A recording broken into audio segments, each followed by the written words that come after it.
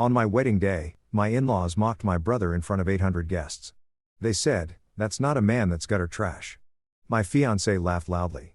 I stood up and canceled the wedding. My brother looked at me and said, "Brother, I own their entire company." Their faces went pale. The fluorescent lights of County General Hospital flickered at 2 a.m. as Austin Perez hunched over his 10th cup of coffee. Medical charts spread across the nurse's station. 5 years of pre-med, 4 years of medical school, 3 years of residency, all leading to this moment where he'd choose between saving a patient's leg or their life. He chose the leg. Took him 14 hours. But the construction worker would walk his daughter down the aisle someday. "Dr. Perez, you're insane," his attending said, clapping his shoulder. Insane and brilliant. Austin didn't do it for praise. He did it because someone had to care. His younger brother, Samuel, taught him that the kid who'd been born with a twisted spine, who'd endured 7 surgeries before age 12, who'd been written off by half the medical establishment.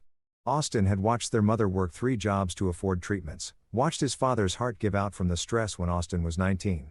He'd switched from business school to medicine the next semester. Samuel needed someone who gave a damn, and if the system wouldn't provide it, Austin would become the system. Samuel had other plans.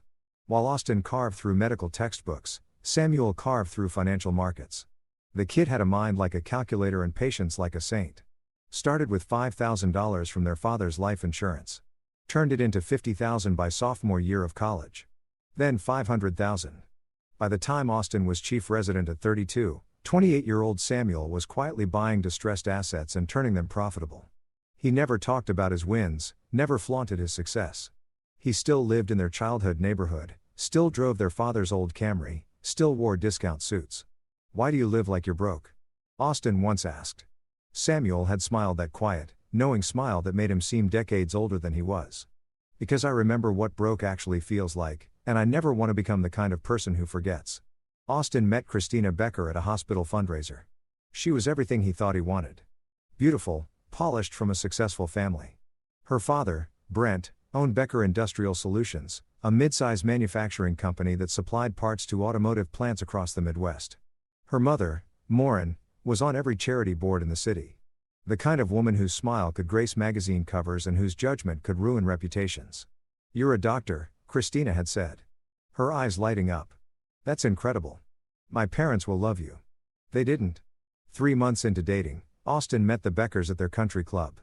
Brent's handshake was crushing and calculating, his eyes measuring Austin's worth in real time.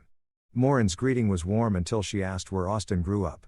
The warmth evaporated when he mentioned the South Side. "How humble," Maureen said, the words sounding like an insult wrapped in velvet. But Christina insisted it didn't matter. "They'll warm up to you," she promised. "They're just protective." Austin wanted to believe her. He'd been alone for so long. His mother had passed from cancer 2 years ago, and Samuel was his only family. The idea of belonging somewhere, of being part of something larger than hospital shifts and empty apartments was intoxicating. So, he overlooked the small comments. The way Brent always forgot his name, calling him the doctor like a job title instead of a person. The way Maureen would talk about their family's lineage, tracing it back to some industrialists from the 1800s, while pointedly never asking about Austin's family. Samuel saw through it immediately. "They're users, Austin," he said over dinner at their favorite hole-in-the-wall Chinese restaurant. "I've seen their type. They want the status of a doctor's son-in-law without actually respecting the person. You haven't even met them." "I've done my research." Samuel pushed his glasses up. That meant he'd dug deep. Becker Industrial is in trouble. They lost their 2 biggest contracts last year. Their stock is down 40%. Maureen's trust fund is what's keeping them afloat, and that dries up when she turns 65 next year. So, they're going through a rough patch. That doesn't make them bad people. Samuel's jaw tightened. "Just be careful. I know you want a family, but family doesn't come from a wedding certificate. It comes from who stands beside you when everything goes to hell." Austin proposed 6 months later at the same country club where they'd first had dinner with her parents. Christina said yes before he finished the question. The Beckers threw an engagement party that cost more than Austin's annual salary, inviting 300 of their closest friends. Samuel came in his discount suit, bringing a bottle of wine that cost $30. Maureen had looked at it like he brought boxed wine, then tucked it behind the bar where no one would see it. "Your brother is sweet," Christina said later. "But maybe for the wedding, we could set him up with a stylist. My parents are inviting some very important people." Austin should have ended it then. But he'd already sent invitations, already put deposits on venues, already imagined the life they'd build. So, he convinced himself it would get better after the wedding. Once the stress of planning was over, once they were actually family, the wedding was scheduled for a Saturday in June at the Riverside Estate, a sprawling venue with manicured gardens and a ballroom that could host 800 guests. Austin had wanted something smaller, more intimate, but Morin insisted. The Becker name means something in this city. She'd said, "We have obligations." Samuel arrived early on the wedding day, looking uncomfortable in his rented tuxedo. Austin was in the groom's suite, adjusting his bow tie for the 50th time when his brother knocked. "You okay?" Samuel asked, nervous, excited, terrified. Austin laughed. "All of it. It's not too late to back out." "Sam, I'm serious." Samuel's expression was grave. "I've been watching them, Austin. The way they treat you, the way they talk about our neighborhood, our family. Yesterday, I heard Morin tell someone, you were rough around the edges, but trainable, like you're a dog. She's just old-fashioned. She's cruel. And Christina laughs when her mother says things like that. I've heard her." Austin felt his chest tighten. "You're being paranoid. I'm being observant. There's a difference." Samuel gripped his shoulder. "But if this is what you want, I'll stand beside you. Always. Just know you deserve better than people who make you feel like you have to earn basic respect." The ceremony was supposed to start at 4. By 3:30, 800 guests filled the ballroom. Business associates, distant relatives, society fixtures who attended because being seen at a Becker event mattered. Austin stood at the altar, scanning the crowd for familiar faces, and finding none. His med school friends were working shifts. His residency colleagues were scattered across the country. In this sea of strangers wearing designer labels and false smiles, only Samuel felt real. The processional began. Bridesmaids in champagne-colored gowns glided down the aisle, followed by Christina's maid of honor, her college roommate. Then the music swelled for Christina's entrance.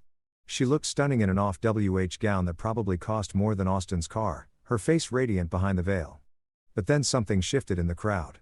A commotion near the back. Austin saw Samuel standing frozen as Brent Becker's voice cut through the music. "Move. You're blocking the aisle." Samuel was standing in the side row, not blocking anything. But Brent wanted him to sit further back apparently. Morin joined her husband, her voice pitched to Carrie. "Honestly, some people have no sense of decorum." Samuel tried to sidestep into his seat, but his foot caught on someone's purse strap. He stumbled, catching himself on the chair. A ripple of laughter spread through the crowd. The kind of laughter that's really mockery, wearing a polite mask. Brent's voice boomed across the ballroom. "Christ, can't even walk straight. What kind of trashy?" Morin cut him off, but her version was worse. "Darling, please don't make a scene." Then addressing the crowd like she was explaining an embarrassing relative. "That's the groom's brother. You know, they come from difficult circumstances." The laughter grew louder. 800 people watching Samuel. Brilliant. Kind Samuel, who'd overcome more than anyone in this room could imagine being treated like a spectacle. Austin's hands clenched at his sides. But then Christina's voice joined in from the back of the ballroom, her laughter bright and sharp. "Oh my God, did you see that?" He literally just She dissolved into giggles, whispering with her bridesmaids. "That's not a man. That's gutter trash." The words hit Austin like a physical blow. He looked at Samuel, saw his brother's face, not embarrassed, not angry, but resigned, like he'd expected this all along, like he'd been warning Austin about exactly this moment, and Austin had been too desperate for belonging to listen. The officiant cleared his throat, trying to restore order. "Ladies and gentlemen, if we could," Austin walked away from the altar. The crowd fell silent as he strode down the aisle, every eye following him.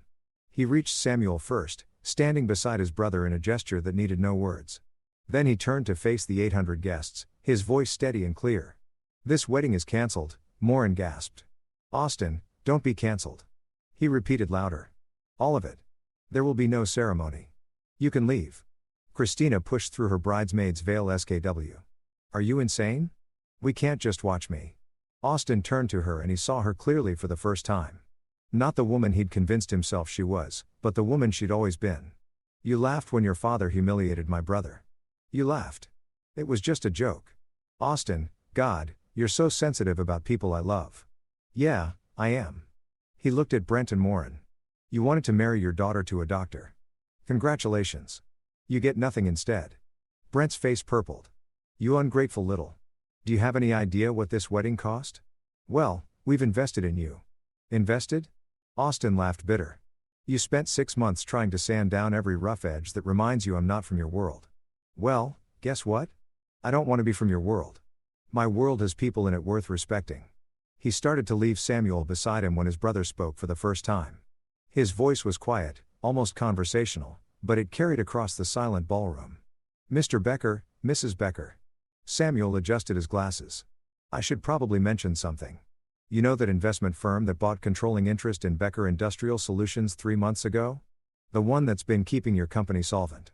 Brent's expression shifted from rage to confusion. Titan Capital Holdings. What about them? Samuel's smile was small and dangerous. I am Titan Capital Holdings. I own 68% of your company. As of 3 months ago, I'm your boss. The silence that followed was absolute. Austin stared at his brother, seeing pieces click into place. The late-night calls Samuel had been taking. The new office space he'd rented but never explained. The quiet confidence that had seemed to grow over the past year. Morin's face went white. That's not possible. You're nobody. I'm the son of a factory worker who died trying to give his family a better life, Samuel said softly. I'm the kid who spent his childhood in hospitals because his spine grew wrong. I'm the brother of the best man I know who just walked away from the woman he thought he loved because she couldn't extend basic human decency. And yes, I'm also the person who controls whether your family business survives the next board meeting. Brent lunged forward, but Austin stepped between them. The older man froze. Austin had 430 pounds on him. And they both knew it. Walk away, Austin said quietly. While you still can. The ballroom erupted. Guests pulling out phones, Morin clutching her husband's arm, Christina screaming about contracts and lawyers, and Austin ruining everything. But Austin heard none of it. He looked at Samuel, his little brother, who'd been protecting him all along, and started to laugh. You bought their company 3 months ago. They were hemorrhaging money after losing those automotive contracts I mentioned. I offered them a lifeline and they took it without doing due diligence on who Titan Capital really was. You didn't tell me. I wanted to see if you'd walk away on your own first. If you'd choose me over them without knowing I had leverage. Samuel's eyes were bright. You did. You chose right. They walked out of the Riverside estate together, leaving 800 guests and one furious Becker family behind. Austin was still in his tuxedo. Samuel in his rented suit, and neither of them had ever felt more free. In the parking lot, Austin stopped. What happens now? Samuel pulled out his phone, scrolling through what looked like spreadsheets and legal documents. Now we go have dinner at Changin's like we always do. Tomorrow I have a board meeting at Becker Industrial. And next week, he looked up, his smile sharp. Next week, things get interesting. Austin had one more question. When you bought their company, was it about revenge or business? Both, Samuel admitted. I saw an opportunity. A failing company run by people too arrogant to adapt. I knew I could turn it profitable. But yeah, part of me wanted leverage insurance because I knew people like the Beckers. I knew eventually they'd show you who they really were. I just wanted to make sure when that happened, you'd have options. You've been planning this for months. I've been protecting you like you protected me our whole lives. Samuel's expression softened. You gave up business school to become a doctor because of me. You spent years fighting to give me the best possible life. You think I forgot that? You think I'd let some country club make you feel small? Austin pulled his brother into a hug. I'm sorry I didn't listen. You're not the first person to get blinded by wanting to belong somewhere, but you do belong somewhere with people who know your worth. And tomorrow, the Beckers are going to learn exactly what it costs to underestimate us. They drove to Chang and Samuel's old Camry, still wearing their formal wear, and ordered enough food for 5 people. Mrs. Shang, who'd known them since they were kids, took one look at Austin's tuxedo and Samuel's grin and brought out a bottle of rice wine. Bad wedding? She asked in broken English. Cancelled wedding, Austin corrected. Best decision I ever made. She poured them each a shot. Good. That girl I see her once when she pick you up. She look at my restaurant like it smell bad. You better without her. They drank to that. And as they ate beef chowing and talked about their next moves, Austin realized Samuel was right. Family wasn't about blood or wedding certificates or country club memberships. It was about who stood beside you when the world tried to break you down. And by that measure, Austin had always been rich beyond measure. His phone buzzed. 17 missed calls from Christina. 43 text messages ranging from apologetic to furious to desperate. He blocked the number and ordered more spring rolls. So Austin said, watching his brother navigate through financial reports on his tablet. Tell me about this board meeting next week.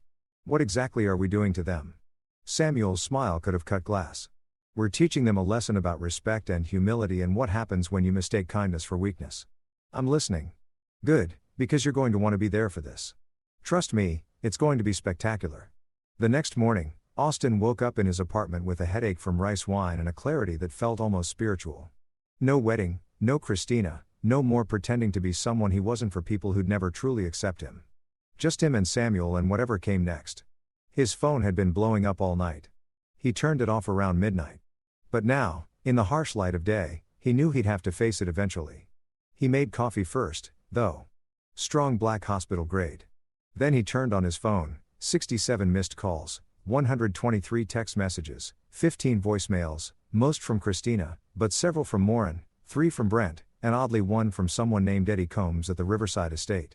He started with Eddie's voicemail. Dr. Perez, this is Eddie from events at Riverside. Look, I just wanted to say what you did yesterday was the gutsiest thing I've seen in 20 years of wedding coordination. Also, the Beckers are refusing to pay their bill. They're saying you canceled, so it's your responsibility. I'm not going to push it because honestly worth it to see Morin Becker's face, but officially we do need someone to settle the account. Give me a call. Austin almost laughed. The wedding had cost north of $200,000. He didn't have that kind of money lying around. Medical residents weren't exactly rolling in wealth. But before he could worry about it, a text came through from Samuel. Already handled the Riverside bill. Paid in full. Consider it a gift. You just saved yourself from a lifetime of misery. Also, board meeting moved to today. 3:00 p.m. Becker Industrial Solutions headquarters. You should come bring popcorn. Austin texted back. You paid $120 for a wedding that didn't happen. I paid $200K to permanently sever your ties to people who treated you like garbage. Best investment I ever made. See you at 3. Austin showed up to Becker Industrial Solutions at 2:45 p.m. wearing surgical scrubs. He'd come straight from a shift, not bothering to change. The receptionist, a young woman named Cassie Paul, looked at him with confusion. I'm here for the board meeting, Austin said. Are you Dr. Perez? She was clearly trying to place him from the wedding. The cancelled wedding. Yes. Her expression shifted to barely suppressed delight. Oh my God, everyone's been talking about it. Morin came in this morning looking like she'd aged 10 years. Brent locked himself in his office and some guy showed up an hour ago and just took over the conference room like he owned the place. He does own the place. That's my brother. Cassie grinned. This is going to be so good. Conference room is on the 3rd floor. I'll buzz you up. The conference room was glass-walled, overlooking the factory floor below. Through the windows, Austin could see the manufacturing equipment sitting idle.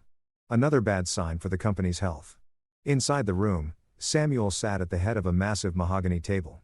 Looking perfectly comfortable in a suit that Austin now realized probably cost more than the entire wedding. 3 other people were already seated. 2 men in expensive suits who Austin didn't recognize and a woman with steel gray hair who looked like she ate corporate raiders for breakfast. Samuel stood when Austin entered. Everyone, this is my brother Austin. Austin, this is our legal team. Benjamin McIntosh, corporate law. Hector Schaefer, contracts and acquisitions. And Bonita Schwartz, who specializes in making sure everything we do is ironclad and irrefutable. Benjamin nodded. Heard about yesterday that took balls or common sense. Bonita added, I've dealt with the Beckers before. Morin once tried to sue a caterer because the salmon wasn't pink enough. These are not reasonable people.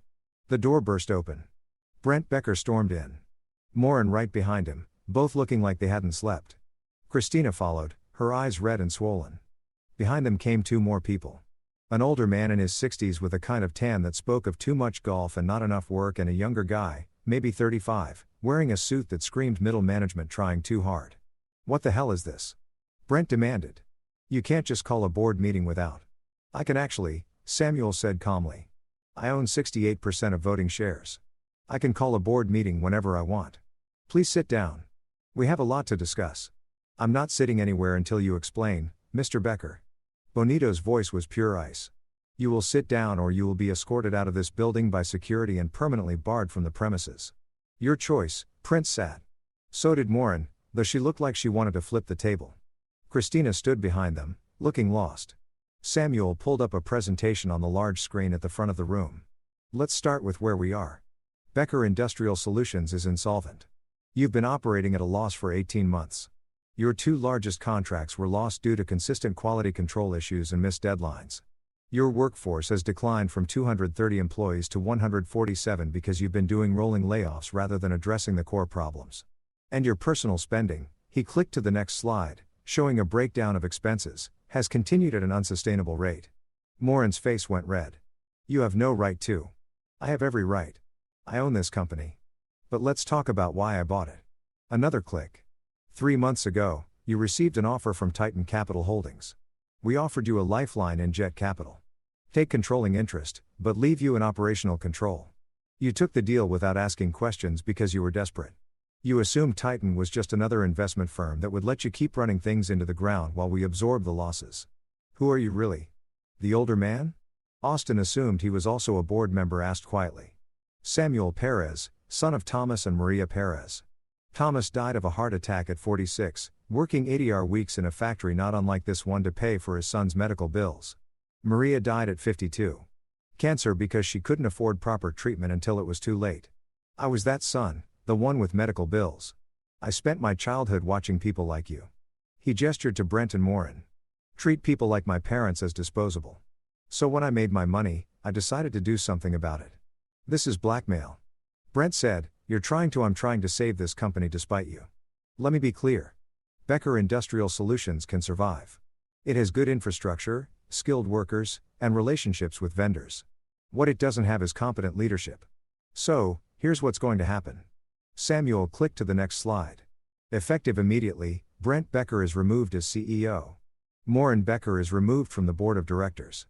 You'll both retain a token percentage of non-voting shares, enough that you're not completely destitute, but not enough to interfere with actual business operations. You can't do this. Morin shrieked. I can and I am. Benjamin, show them the paperwork.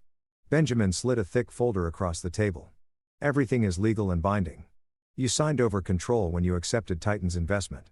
The terms were very clear. We'll sue. Brent threatened. We'll take you for everything. With what money? Hector asked pleasantly. Your personal assets are mortgaged to the hilt. Your wife's trust fund is nearly depleted and any lawsuit would require discovery, which means every questionable decision you've made in the last 5 years becomes public record, including the embezzlement. The room went quiet. What embezzlement? The younger board member asked nervously. Hector smiled. Turns out Mr. and Mrs. Becker have been quietly siphoning company funds into personal accounts. Nothing massive. A few thousand here, a few thousand there. Hidden expense reports, inflated vendor charges, fake consulting fees. Over 3 years, roughly $400,000. We have all the records. Christina gasped. Dad. Brent's face had gone from red to gray. We were going to pay it back. Were you? Samuel's voice was soft. Dangerous. Because according to these bank statements, you were using company money to fund your country club memberships, your daughter's wedding, your wife's shopping habits, and your own stock portfolio losses. You were stealing from a failing company, from the employees who depended on you. So, yes, Mr. Becker, we could prosecute, but we're not going to. Why not? Austin asked, genuinely curious. Because prosecution would hurt the company. It would scare off vendors, tank what's left of our reputation, and put 147 people out of work. The Beckers aren't worth that. Samuel turned back to Brent and Morin. Here's the deal. You sign over all remaining shares. You leave quietly.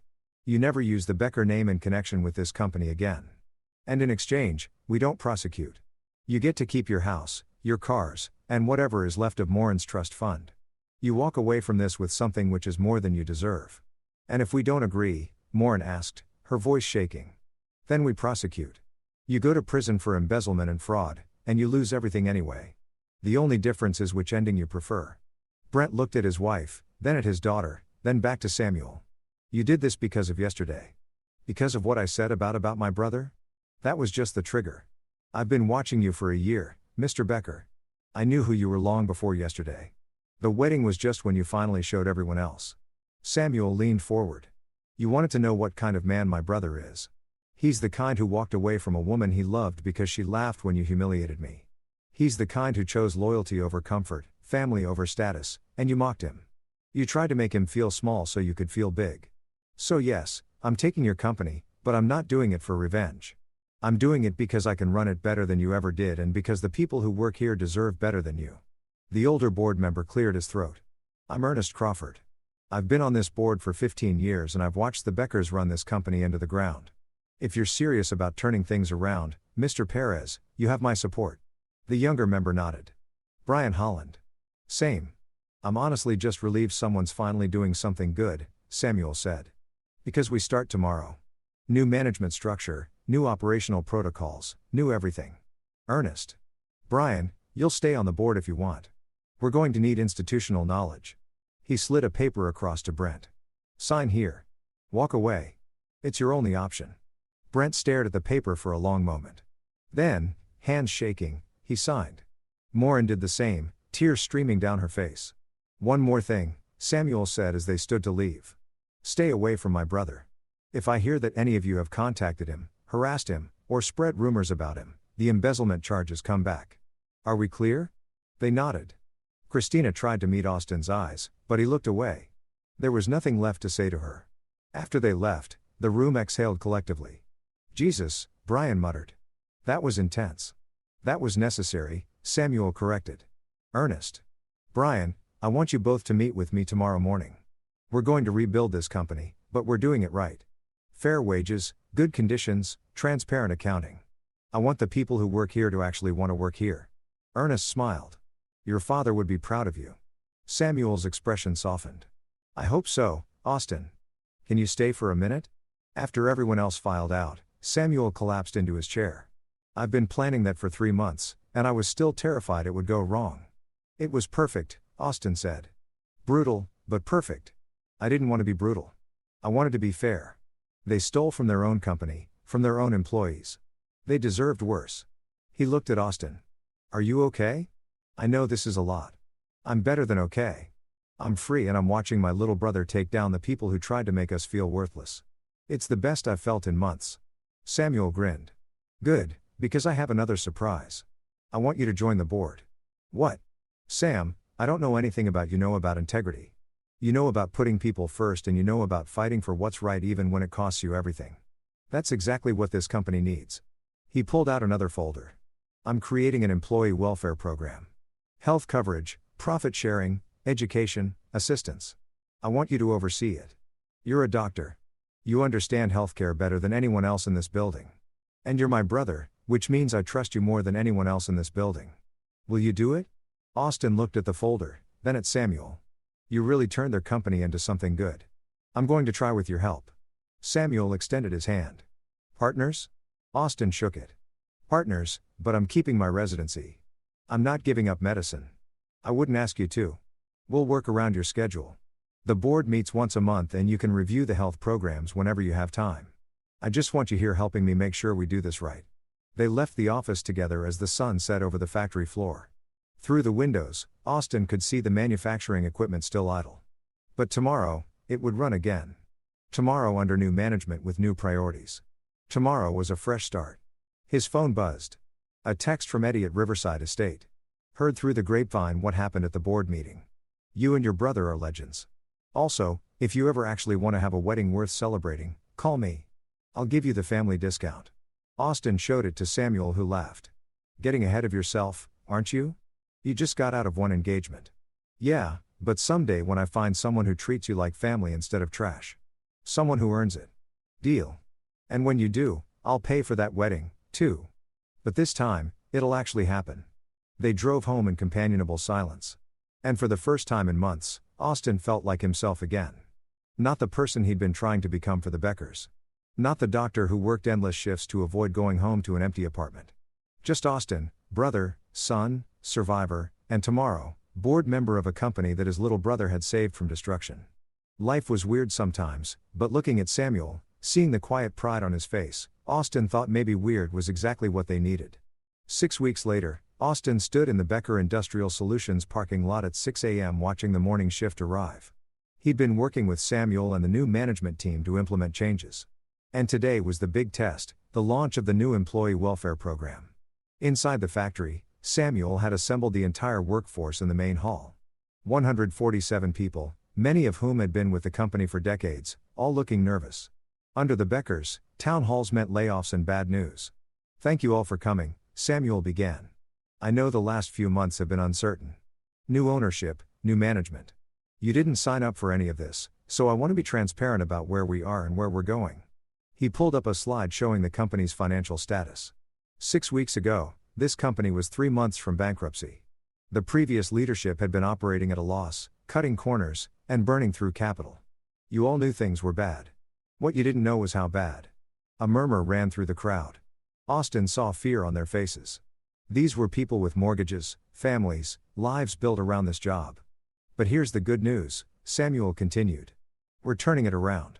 We've renegotiated contracts with our vendors, brought in new clients, and streamlined operations. We're not out of the woods yet, but we're profitable again. And because we're profitable, I want to invest in the people who made that possible. He nodded to Austin, who stood up. Many of you don't know me. I'm Austin Perez, Samuel's brother. I'm a doctor and I'm also now on the board of directors. We've created something called the Becker Industrial Benefits Program. Terrible name. We're workshopping it, but it's designed to actually take care of you. He clicked to the next slide. Effective immediately. Full health coverage for all employees and their families. No co-pays, no deductibles for preventive care. We've partnered with County General and 3 other hospitals to provide comprehensive coverage. If you're sick, you get treated. Period. The room was silent. People processing what they just heard. Second, profit sharing. This company does well, you do well.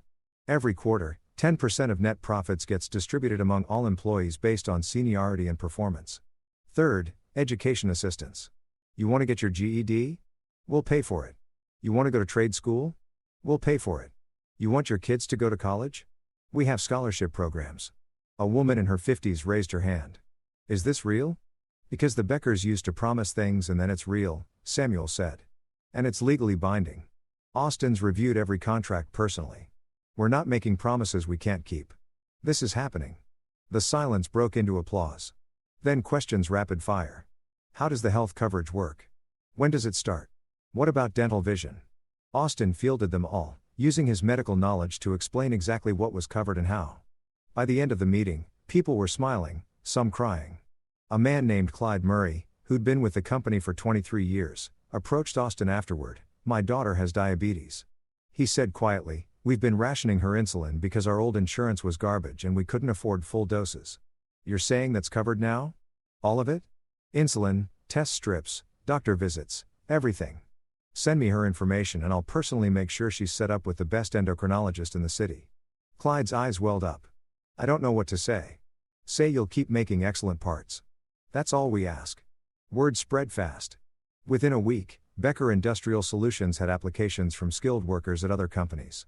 People wanted to work somewhere that treated them like humans instead of expenses. Samuel was able to hire back 20 of the people the Beckers had laid off, expanding operations into a secondary product line that had been neglected for years. The factory floor hummed with energy Austin had never seen. Morale was up, quality was up, and production timelines were improving. It turned out that when you treated people well, they performed better. Revolutionary concept, but not everyone was happy about it.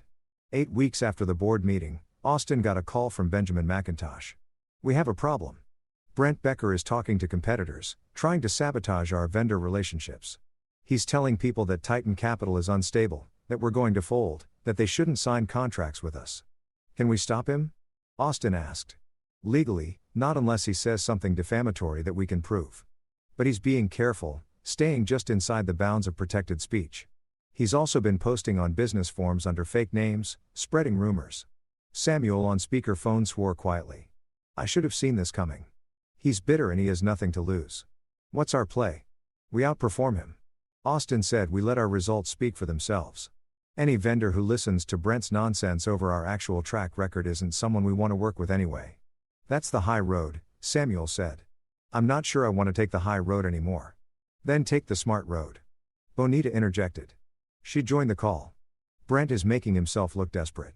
Every time he badmouths us and we keep succeeding, he looks worse. Let him dig his own grave. They followed Bonito's advice and she was right within a month. Brent's attempts at sabotage had backfired spectacularly. Vendors saw his desperation and started avoiding him. His reputation in the business community tanked. Meanwhile, Becker Industrial Solutions landed a major contract with a national automotive manufacturer, a deal that guaranteed stability for the next 3 years. The local business journal ran a story from crisis to comeback, how new leadership saved Becker Industrial.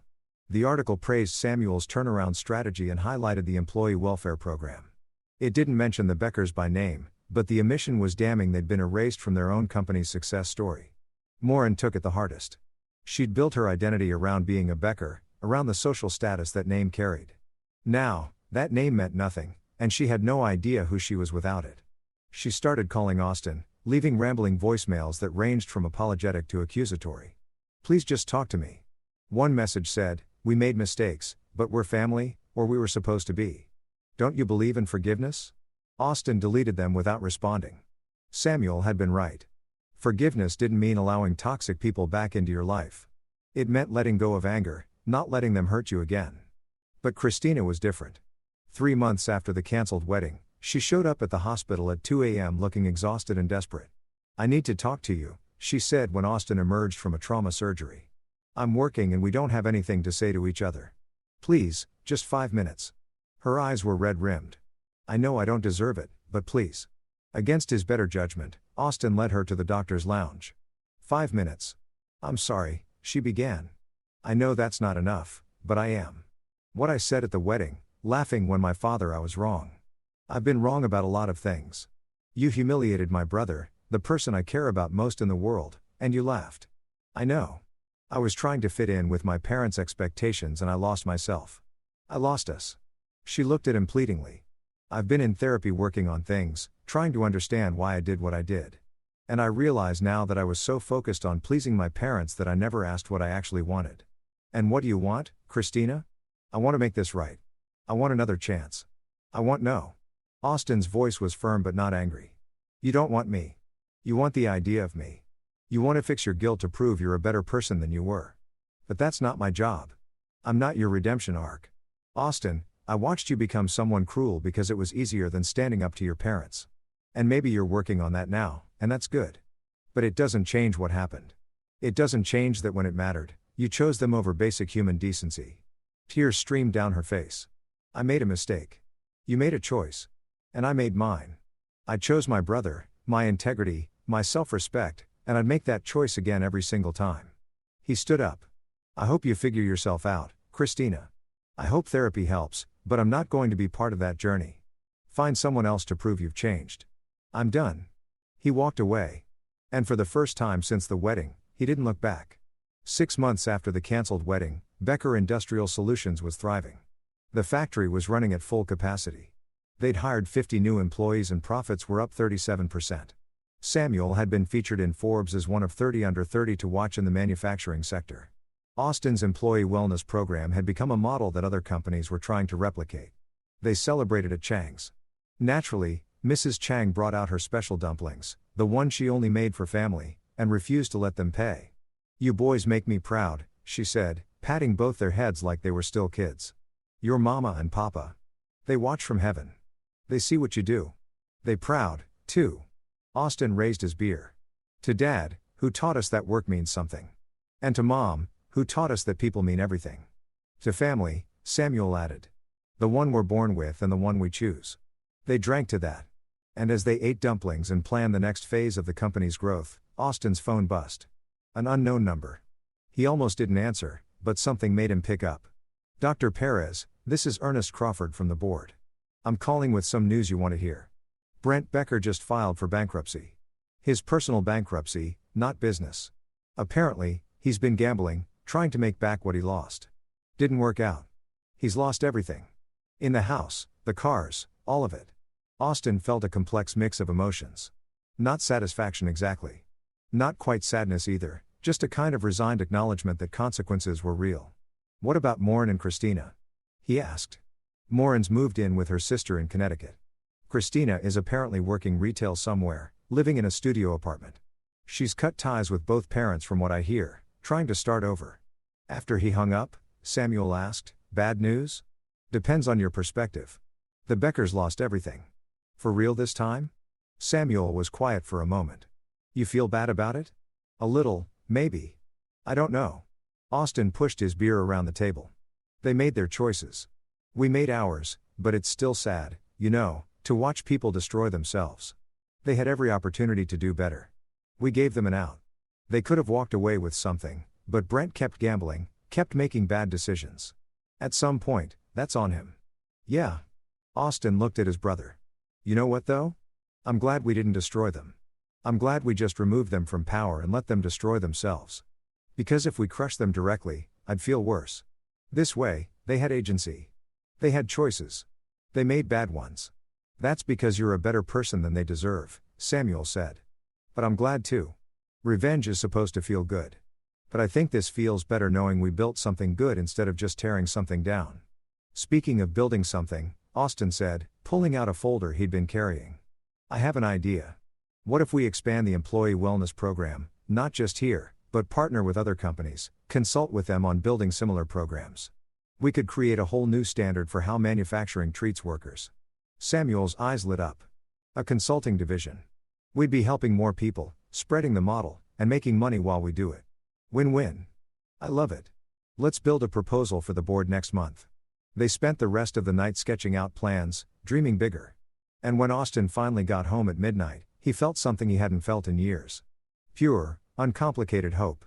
1 year after the canceled wedding, Austin was asked to give a talk at a medical conference about integrating health care into workplace wellness programs. He almost said no, public speaking wasn't his thing, but Samuel convinced him. You've helped transform an entire company. People need to hear how you did it. Besides, you're great at explaining complex things. You're a teacher at heart. So Austin found himself on a stage in Chicago looking out at 300 healthcare administrators and HR professionals, feeling his heart pound in his chest. He started with the story of the canceled wedding. A year ago, I was standing at an altar about to marry someone I thought I loved. And my future in-laws humiliated my brother in front of 800 people. Called him trash, laughed at him, and my fiancée joined in. He paused. I canceled the wedding. Best decision I ever made. He had their attention now. But this isn't a story about a wedding. It's a story about values. See, my brother, who'd been mocked and dismissed, turned out to own my in-laws' company. And when he took control, he didn't destroy it. He saved it by implementing programs that valued employees as humans instead of expenses. And it worked. The company went from near bankruptcy to record profits in under a year. He clicked to his first slide, showing the data. Healthcare costs down, productivity up, employee retention through the roof, quality control metrics better than ever. Here's what we learned. Taking care of people isn't charity. It's good business. When workers don't have to choose between seeing a doctor and paying rent, they perform better. When they know their families are protected, they're more loyal, more engaged, more innovative. It's not complicated. Treat people well and they'll deliver excellence. The talk went viral. Within a week, Austin had fielded calls from 50 companies wanting to know more. Samuel's consulting division launched with more business than they could handle. They had to hire a full team just to manage the demand. And through it all, Austin kept working as a doctor. He couldn't give it up. Medicine was part of who he was. But now he had balance. Purpose in both worlds. Helping individual patients and helping entire workforces. Samuel teased him about becoming a celebrity. You're like the Dr. Oz of workplace wellness, except actually helpful. Please never compare me to Dr. Oz again. They were in Samuel's office, a real office now, not the cramped space he'd started in reviewing expansion plans. Becker Industrial Solutions was branching into new markets, acquiring 2 more struggling manufacturing companies to turn around.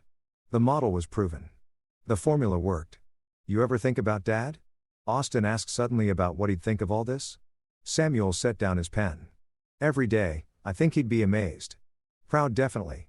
Maybe a little overwhelmed by how big it's gotten. But mostly, I think he'd be happy that we're doing it right, that we're not just making money, we're making a difference. And Mom, she'd cry, happy tears. Then she'd make us her Ras Khan polo and tell us not to get big heads. Samuel smiled. They gave us everything they had. The least we can do is make sure other families don't have to sacrifice like they did. Austin's phone rang. The hospital. Perez here. Dr. Perez. We have a patient in the ER construction accident. Multiple injuries. Patient specifically asked for you. Says you saved his leg 5 years ago. Wants you to save his life now. Austin was already grabbing his keys. On my way. He paused at the door, looking back at Samuel. Dinner tomorrow, Chang's always. Austin rushed to the hospital. His mind already shifting into doctor mode. The business side of his life faded and the medical side emerged because this was who he was. Someone who saved lives, who fought for people, who never gave up, just like his brother, just like his parents had taught them. And as he scrubbed in for surgery, Austin realized something.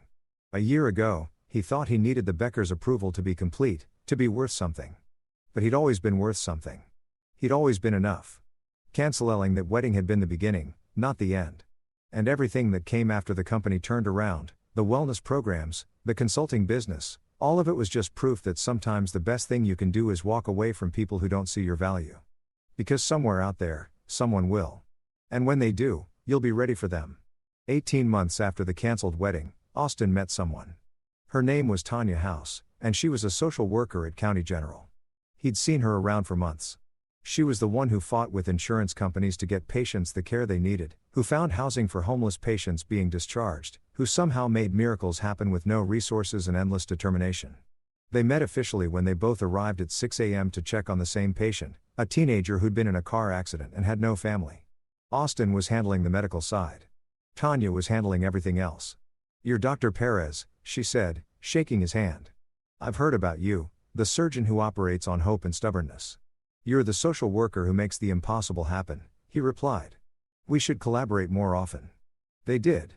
And somewhere between patient consultations and rush cafeteria coffees, Austin realized he was looking forward to seeing her every day.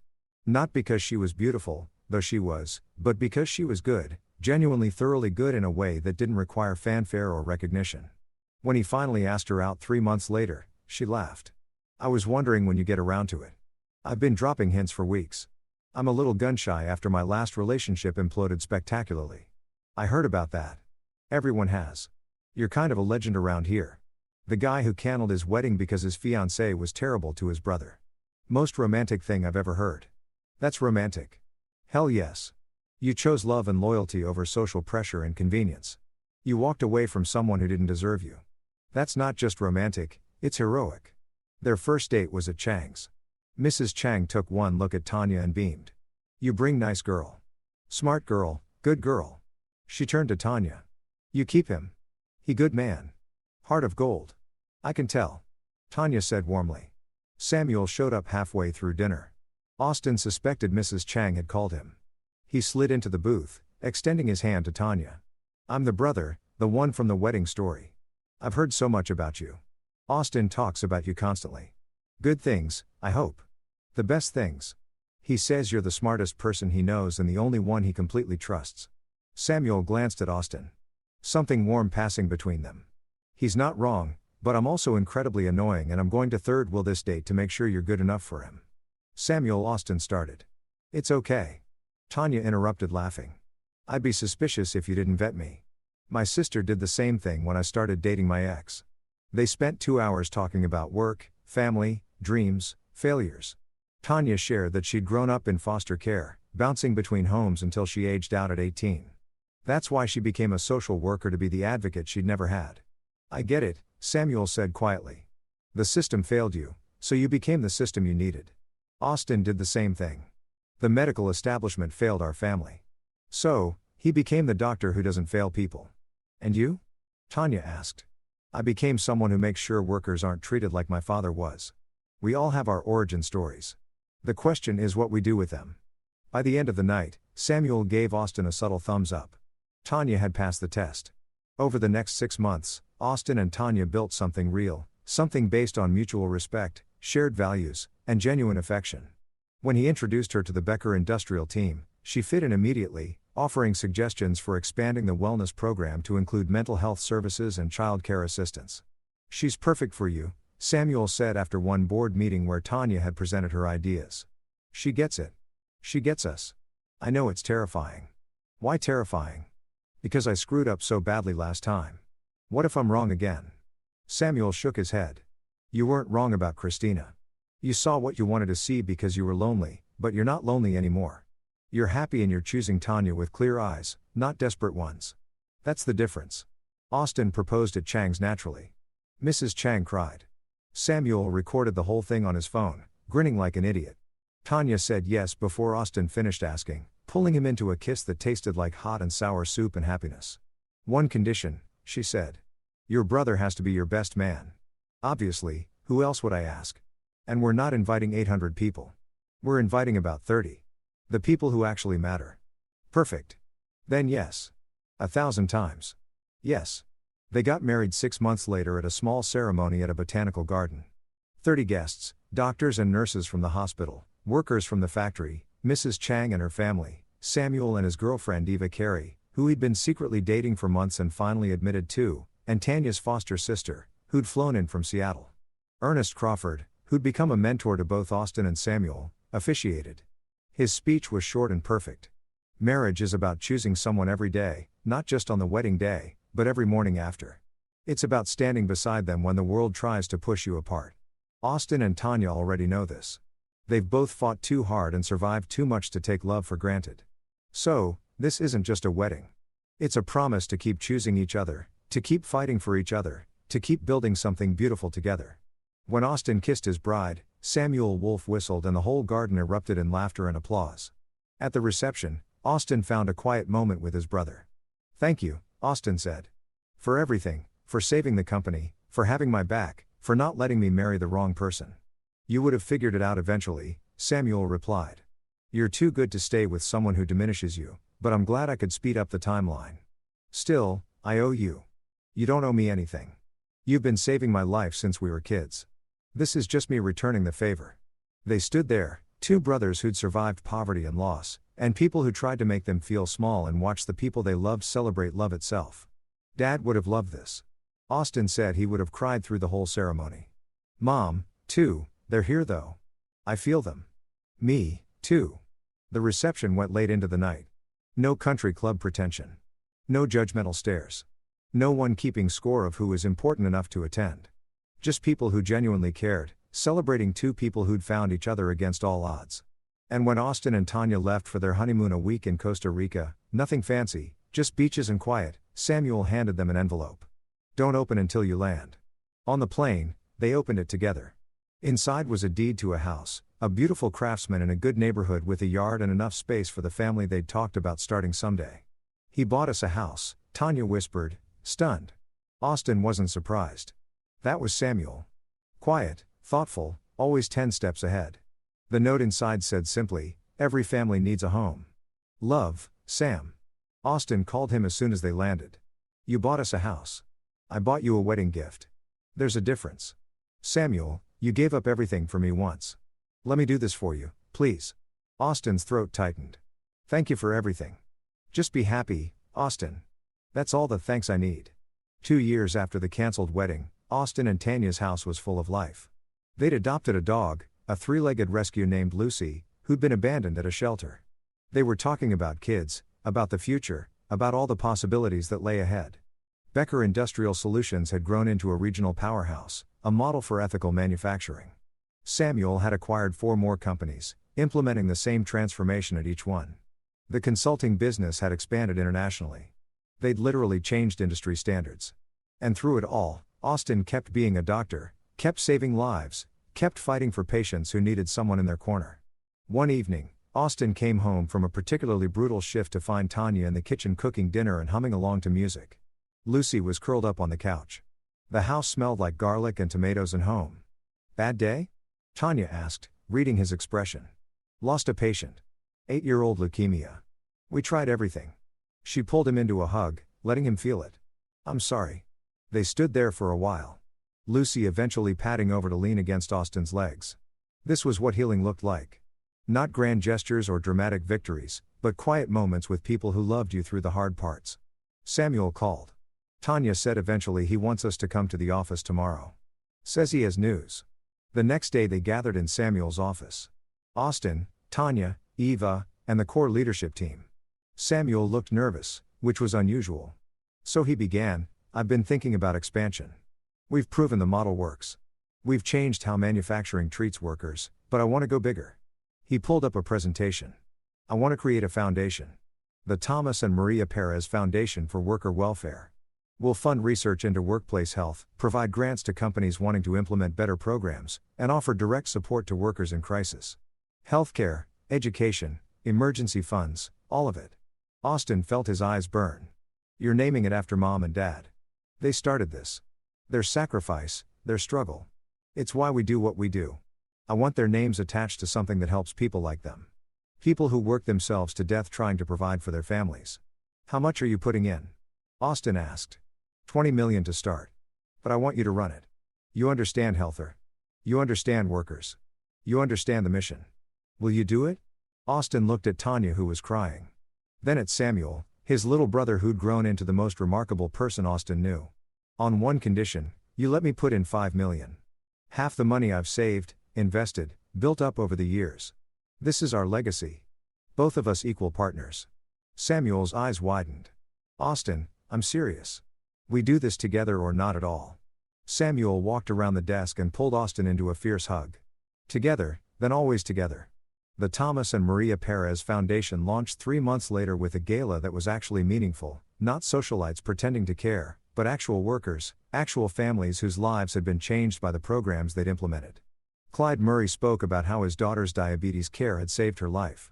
A woman named Laura Johnson talked about how the education assistants had let her get her nursing degree.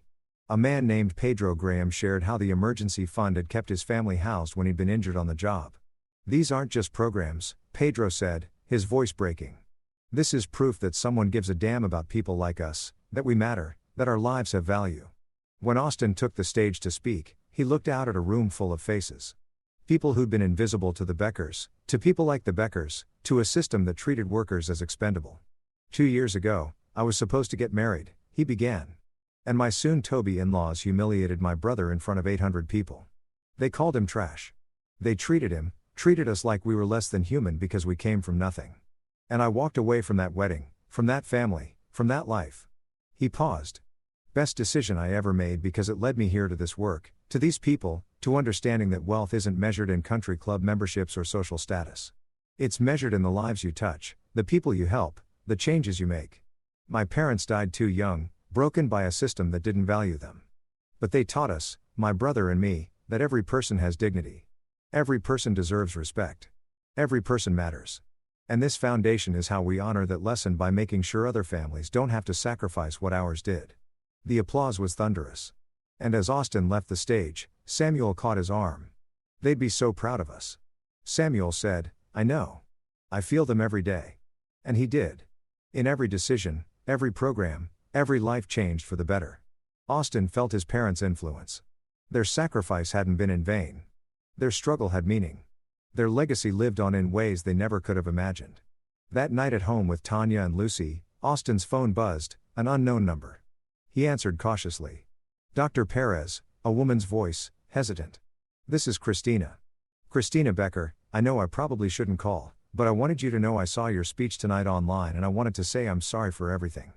You deserve so much better than how my family treated you, than how I treated you. And I'm so happy you found it. Austin was quiet for a moment. Thank you for saying that. I hope you're doing well. I am. I'm working as a teacher now. Elementary school. It's not glamorous, but it's real. And I'm in therapy, actually working on myself instead of just talking about it. I'll never forgive myself for what I did, but I'm trying to be better. That's all anyone can do. Be better than they were yesterday. Your brother, is he happy? Incredibly. He's with someone who sees his worth. They're building a life together. Good. That's good. She paused. I won't bother you again. I just wanted you to know that what you're doing, the foundation, all of it, it matters. You're changing lives. And I'm grateful I got to witness even a small part of your journey. Even if I was on the wrong side of it. After she hung up, Tanya asked, You okay? Yeah, that was closure. Real closure. She's not the villain anymore. Just someone who made bad choices and is trying to do better. I can let that be enough. That's growth. That's us. We choose growth over bitterness. Progress over revenge. Love over hate. Very wise, Dr. Perez. I learned from the best.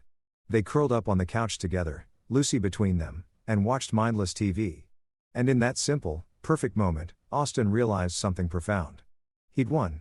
Not by destroying the Beckers, not by crushing his enemies, but by building something so beautiful, so meaningful that their small-minded cruelty became irrelevant. By choosing love and purpose over anger and revenge, that was the victory. Not their downfall, but his rise. Not their punishment, but his peace. And as he drifted off to sleep, Tanya's head on his shoulder. Samuel's text lighting up his phone. Foundation raised $2.M tonight, we're going to change so many lives. Austin smiled. This was what winning looked like. This was what happiness felt like. This was home.